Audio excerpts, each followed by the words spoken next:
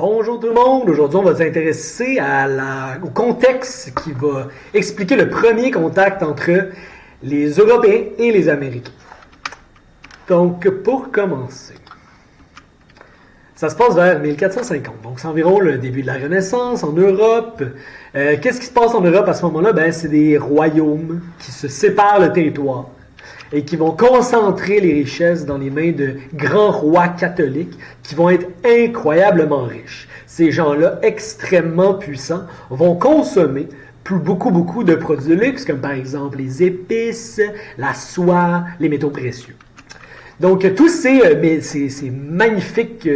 ce magnifique luxe vient d'Asie principalement et va transiger par la route de la soie pour se rendre finalement à Constantinople, où est-ce qu'ils vont être distribués partout en Europe, par les marchands. Ils vont être par les marchands principalement vénitiens et génois.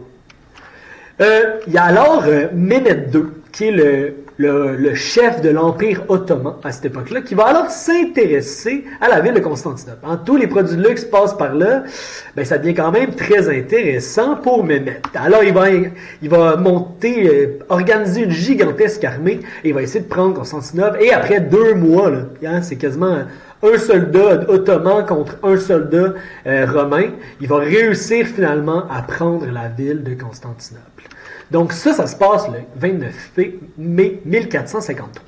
Qu'est-ce qu'il va faire Mehmed à ce moment-là? Il va imposer une taxe. Donc il va prendre un montant d'argent pour tous les produits de luxe qui passent par Constantinople. Donc qu'est-ce que ça va avoir comme conséquence, la prise de Constantinople? C'est comme les taxes sur les marchandises vont augmenter. Ce qui va se passer, c'est que le coût des produits de luxe va également augmenter incroyablement. Et ça va faire que tous les marchands d'Europe vont essayer de trouver une nouvelle route pour se rendre en Asie parce qu'ils ne veulent pas payer la taxe de Constantinople. Ça fait du sens quand même. Et c'est alors qu'on va se lancer, en fait pas tout le monde, seulement les royaumes les plus riches vont se lancer dans l'exploration du monde pour trouver une nouvelle route pour se rendre en Asie, bien sûr. Les 4 principales puissances européennes qui vont se lancer dans les grandes explorations pour trouver une nouvelle route vers l'Asie seront Portugal, juste ici, l'Espagne, la France et l'Angleterre.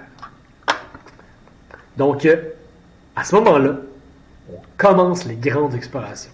Mais ça, c'est à peu près la vision du monde qu'on a à l'époque. Donc, vous voyez que ça ne sera pas tâche facile.